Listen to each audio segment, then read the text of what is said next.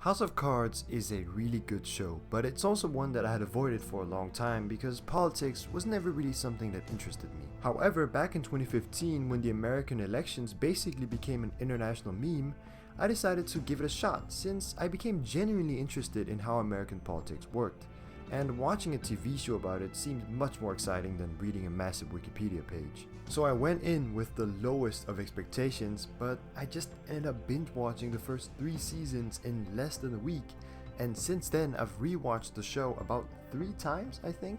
Not only is it one of my favorite TV shows of all time, but I also think it's one of the most important shows to have come out in the 21st century, not just for Netflix, but for TV in general.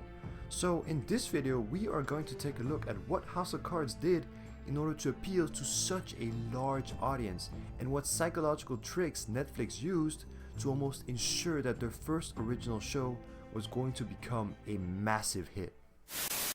Power is a lot like real estate. It's all about location, location, location. The closer you are to the source, the higher your property value. Right off the bat, we need to look at some of the factors surrounding House of Cards that made it so successful, and one of them was certainly David Fincher.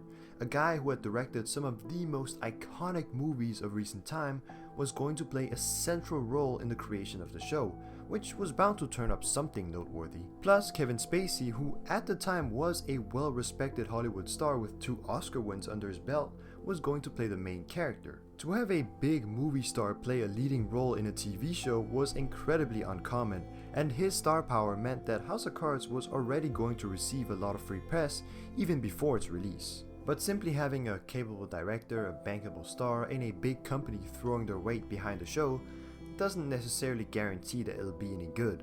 So Netflix were incredibly smart in their approach to maximize the chances of House of Cards becoming a success. And the key to their plan was data. Lots and lots of data, which they had accumulated from their millions of subscribers ever since they entered the streaming business. Using this data, Netflix was able to see the viewing habits of their users, and this information was then used in 3 important ways in order to borderline guarantee that House of Cards would be a hit. Money is the McMansion in Sarasota that starts falling apart after 10 years. Power is the old stone building that stands for centuries.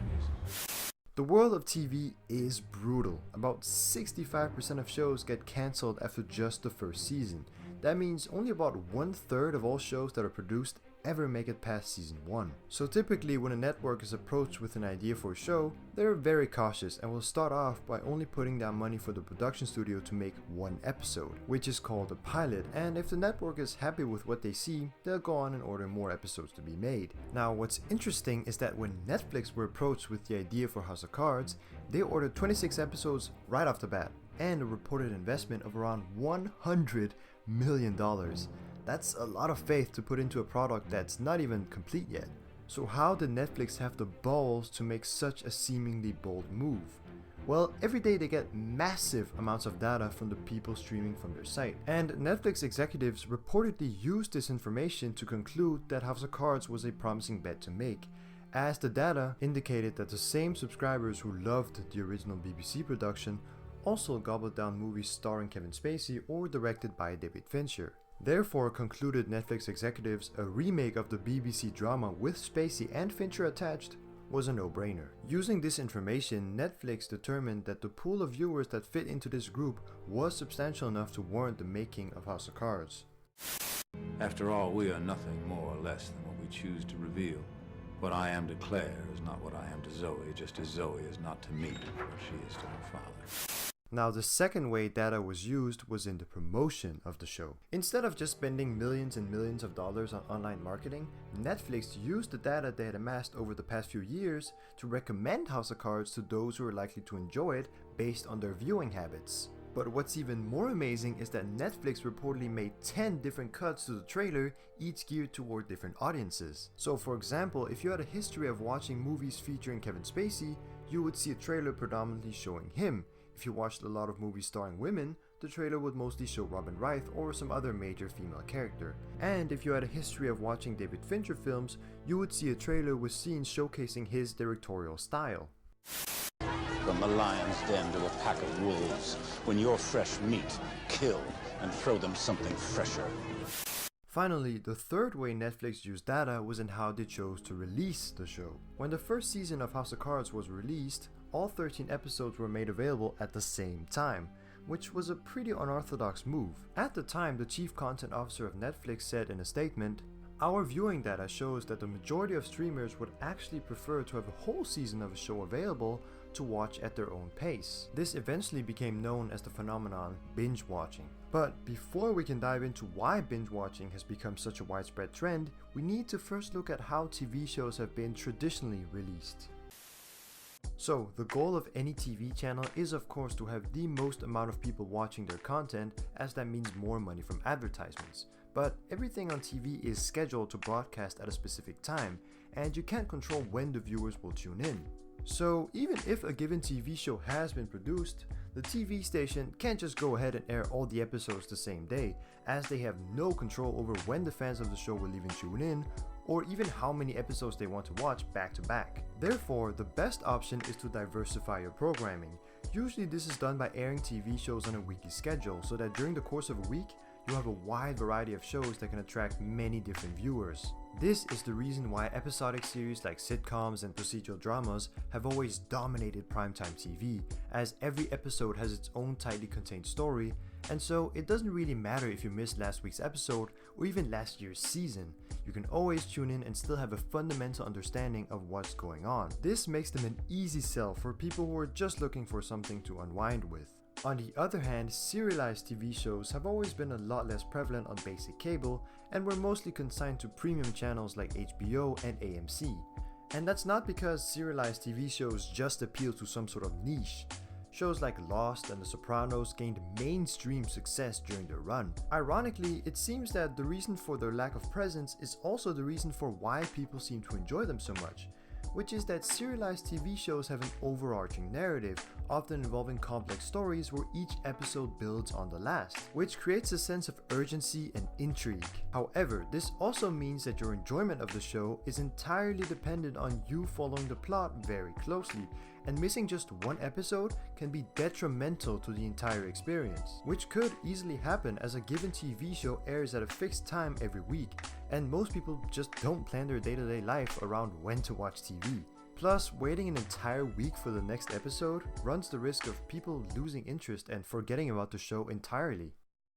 And that's where Netflix had a huge advantage, as they were able to circumvent all the aforementioned issues, since you could just watch a given TV show when you wanted, for as long as you wanted, and even where you wanted as long as you had an internet device.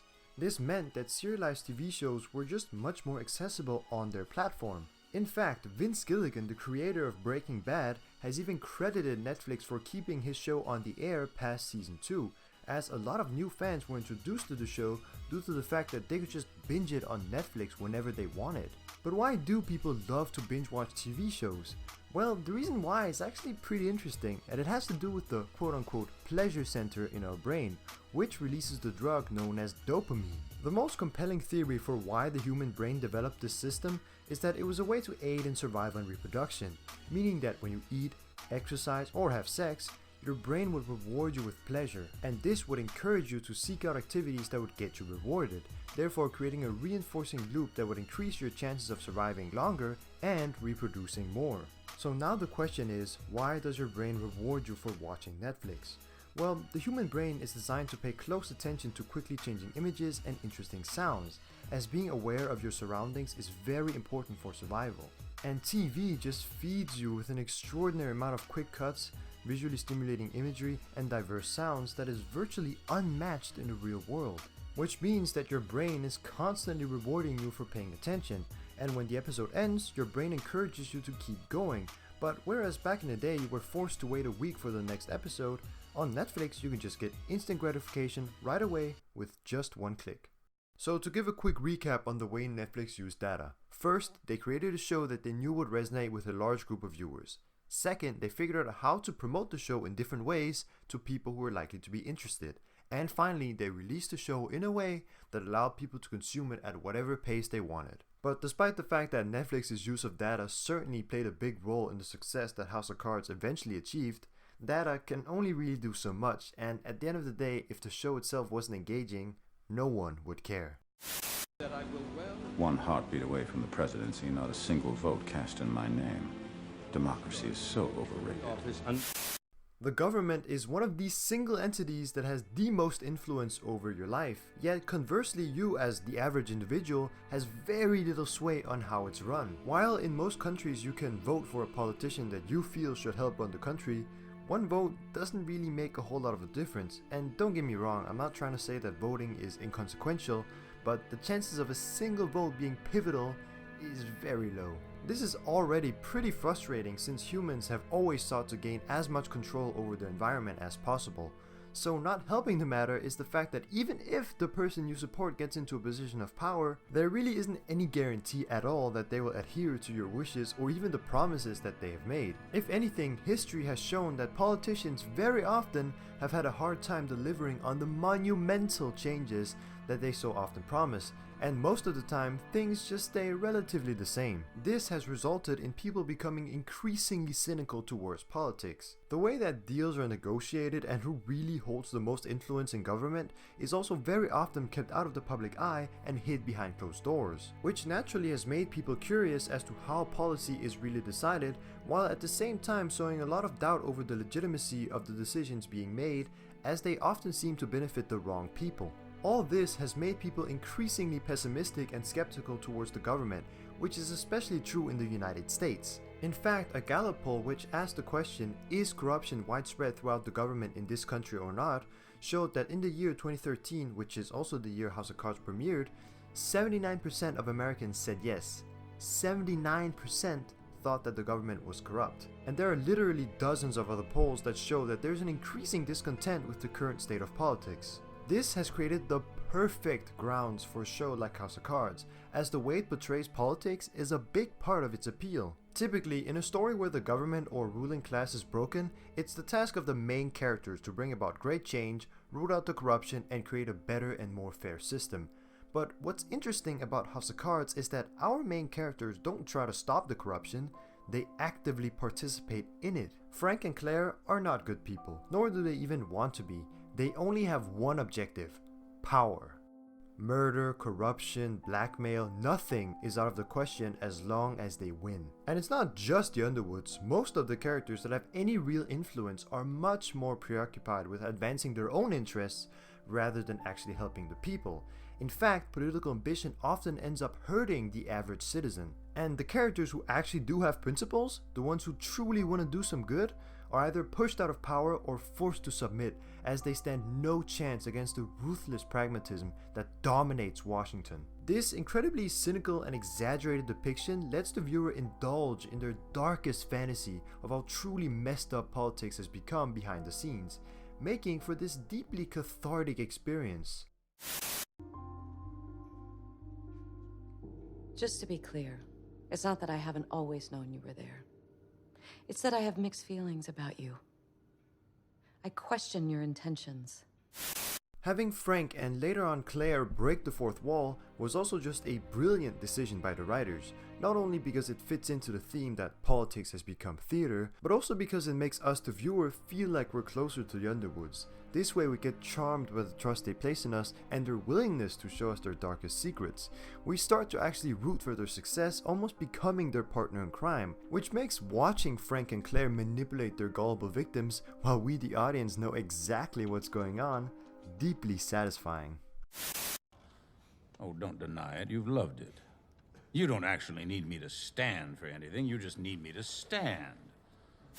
One of the other qualities that make House of Cards so appealing is its ideological ambiguity. Whenever we see anyone discussing policy on the show, ideology is almost never the concern. It's always about just getting something through and then using rhetoric to make it sound good. Frank may be a Democrat, but that's in name only, as he doesn't really seem to care about ideology and has no allegiance to either party.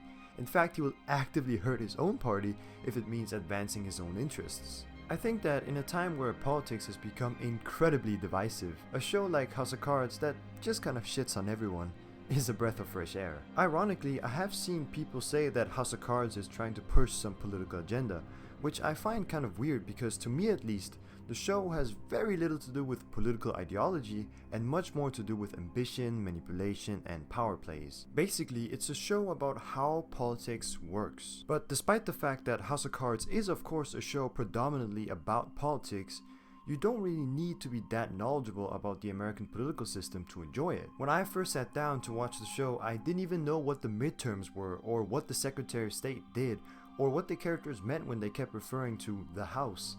And yet, I still enjoyed it. Now, part of this is because House of Cards does a fairly decent job at explaining some of the fundamentals of how the American political system works, mostly through the fourth wall breaking. But still, there certainly were times during my first viewing where I was a bit confused as to what exactly was going on. But that didn't really matter, as the motivations of the different characters were all so well laid out that even if I didn't understand some of those technicalities, the big picture was always clear. This allows the show to be accessible to the broadest possible audience, as you don't need a degree in political science to enjoy it.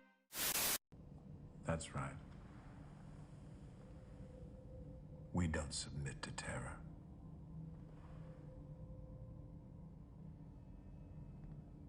We make the terror.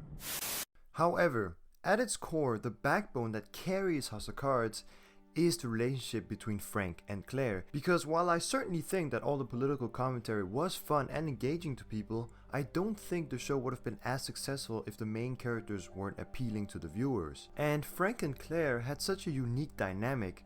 Unlike most relationships in stories, it wasn't based on romantic love, but rather it was built on a mutual respect and a deep-rooted desire to win. As a whole, it's not really the type of relationship that most people would be able to relate to or even aspire to, but there is still something so alluring about the way they feel about each other that's both beautiful and captivating, all at the same time being dark and twisted. I and so many others found this so intriguing, which meant that getting to know the Underwoods and seeing them grow and change as characters was extraordinarily rewarding. And while not everyone is particularly interested in politics, almost everyone is interested in the relationships that different people form. Which is also why I think the last season just didn't work, because without Frank and Claire together, there is no House of Cards. And to be honest, I've yet to actually finish season 6, as it just wasn't interesting enough to keep me engaged. Which is really unfortunate, because from what I saw, Robin Wright gave an amazing performance as usual,